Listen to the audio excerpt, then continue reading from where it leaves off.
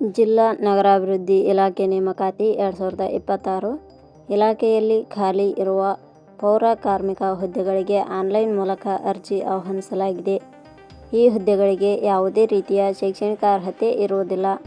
ಕನ್ನಡ ಓದಲು ಹಾಗೂ ಬರೆಯಲು ಬಂದಂಥ ಪುರುಷ ಮತ್ತು ಮಹಿಳಾ ಅಭ್ಯರ್ಥಿಗಳು ಅರ್ಜಿ ಸಲ್ಲಿಸಬಹುದು. ಪೌರ ಕಾರ್ಮಿಕ ಹುದ್ದೆಗಳಿಗೆ ಆಯ್ಕೆಯಾದ ಅಭ್ಯರ್ಥಿಗಳಿಗೆ ಮಾಸಿಕವಾಗಿ 27,000 ರಿಂದ 46,675 ವೇತನವನ್ನು ಪ್ರತಿ ತಿಂಗಳಿಗೆ ನೀಡಲಾಗುತ್ತದೆ. ಜಿಲ್ಲಾ ನಗರಾಭಿವೃದ್ಧಿ ಇಲಾಖೆಯಲ್ಲಿ ಪೌರ ಕಾರ್ಮಿಕ ಹುದ್ದೆಗಳಿಗೆ ಆಸಕ್ತರು ಈ ಮಾಹಿತಿಯನ್ನು ಪೂರ್ತಿಯಾಗಿ ನೋಡಿ. ಇದೇ ರೀತಿಯ ಉದ್ಯೋಗದ ಮಾಹಿತಿಯನ್ನು ಪಡೆಯಲು ನಮ್ಮ government jobs news Shashikala YouTube ಚಾನಲನ್ನು ಸಬ್ಸ್ಕ್ರೈಬ್ ಮಾಡಿಕೊಳ್ಳಿ. ಹಾಗೆ ಅದರ ಪಕ್ಕದಲ್ಲಿ ಬರುವ ಬೆಲ್ ಐಕಾನ್ ಮೇಲೆ ಪ್ರೆಸ್ ಮಾಡಿ. ಇಲಾಖೆ ಹೆಸರು ಜಿಲ್ಲಾ ನಗರಾಭಿವೃದ್ಧಿ ಇಲಾಖೆ.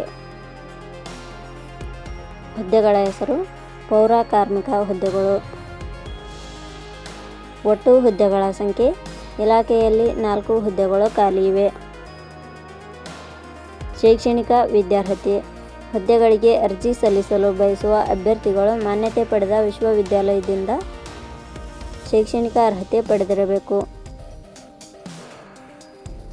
ನೇಮಕಾತಿ ಪಾವತಿ ಅಥವಾ ದಿನಗೂಲಿ ಕ್ಷೇಮಾಭಿವೃದ್ಧಿ ಕಾರ್ಯನಿರ್ವಹಿಸುತ್ತಿರುವ ಅರ್ಹ ಅಭ್ಯರ್ಥಿಗಳು ಮಾತ್ರ ಅರ್ಜಿ ಸಲ್ಲಿಸತಕ್ಕದ್ದು. ಹುದ್ದೆಗಳಿಗೆ ಸಂಬಂಧಿಸಿದ ನೋಟಿಫಿಕೇಷನ್ ಲಿಂಕ್ ನಮ್ಮ ಟೆಲಿಗ್ರಾಮ್ ಚಾನಲಲ್ಲಿ ನೀಡಲಾಗಿದೆ. ಅಲ್ಲಿಂದ ಡೌನ್ಲೋಡ್ ಮಾಡಿಕೊಂಡು ಹೆಚ್ಚಿನ ಮಾಹಿತಿ ತಿಳಿದುಕೊಳ್ಳಬಹುದು.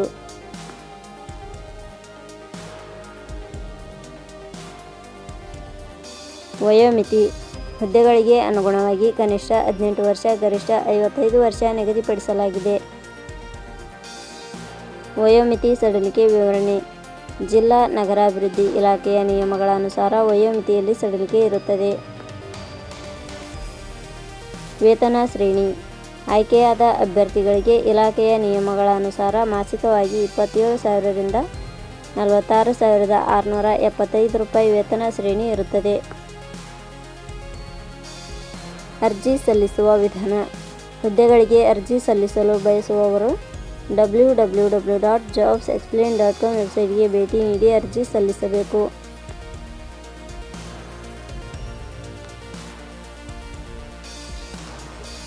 ಆಯ್ಕೆಯ ವಿಧಾನ.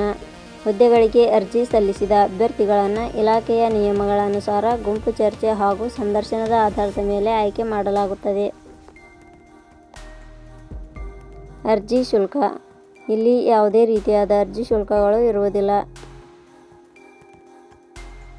ಉದ್ಯೋಗದ ಸ್ಥಳ ಕರ್ನಾಟಕ.